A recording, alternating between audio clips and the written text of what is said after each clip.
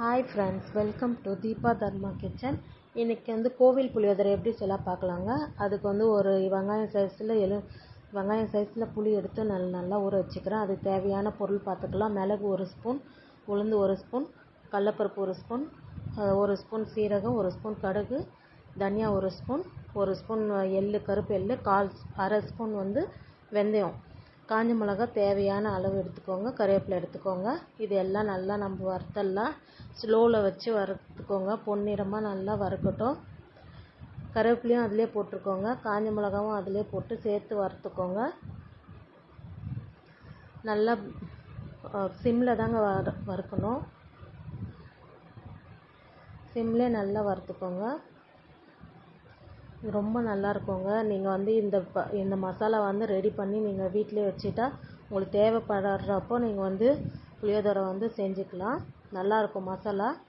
இப்போ இதுக்கு சாதம் எப்படி வடிக்கிறது பார்க்கலாங்க. சாதத்தில் உப்பு போட்டுக்கணும். 1 ஸ்பூன் எண்ணெய் சேர்த்துக்கோங்க. அப்போ தான் சாதம் குழையாமல் உதிரி உதிரியாக வரும். ஒரு கடாயில் எண்ணெய் ஊற்றிக்கோங்க. கடுகு போட்டுக்கோங்க, சீரகம் போட்டுக்கோங்க, காஞ்ச மிளகா, கருவேப்பிலை, வறுத்த கடலக்கொட்டையை எடுத்துக்கினேன். புளி தண்ணி கரைச்சி வச்சுருக்கோம்ல அது. இப்போ கடுகு தேவையான அளவு போட்டுக்கோங்க. நான் கடுகு சீரகம் ஒன்றாவே கலந்து வச்சுருப்பேன், போட்டுக்கிறேன். காஞ்ச மிளகா, கருவேப்பிலை, இந்த கடலக்கொட்டை, நான் கடலக்கொட்டை ஆல்ரெடி வறுத்து வச்சதே போட்டுக்கிட்டேன். போட்டு நல்லா செவந்துடணும் அந்த மிளகா.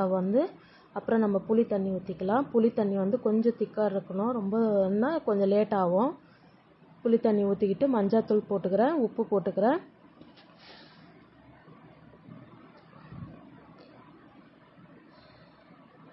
மஞ்சள்தூள், உப்பு போட்டுக்கலாங்க.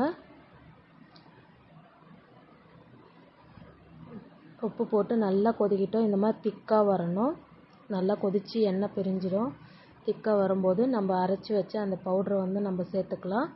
இந்த மாதிரி டப்பாவில் போட்டு வச்சுட்டிங்கன்னா உங்களுக்கு எப்போ தேவையோ நீங்கள் ஈஸியாக பசங்களுக்கு லஞ்சுக்கு கூட நம்ம இது புளியோதரை கொடுத்து அனுப்பலாம்.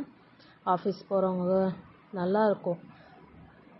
இந்த மாதிரி புளி தண்ணியை கூட நீங்கள் வச்சுட்டிங்கன்னா 1 வாரம் ஆனால் கூட உங்களுக்கு ஃப்ரிட்ஜில் வச்சிட்டிங்கன்னா நல்லா தான் இருக்கும்.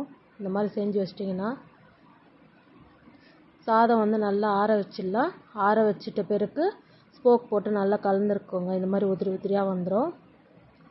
சாதம் நல்லா ஆறிட்ட பிறகு நம்ம அந்த மசாலா கலந்துடலாம்.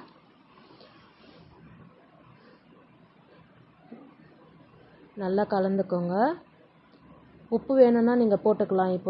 உப்பு பத்தலைன்னா நீங்கள் போட்டுக்கலாம். இந்த சேனல் பிடிச்சிருந்தா லைக் பண்ணுங்கள், ஷேர் பண்ணுங்கள், சப்ஸ்கிரைப் பண்ணுங்கள். தேங்க்யூ.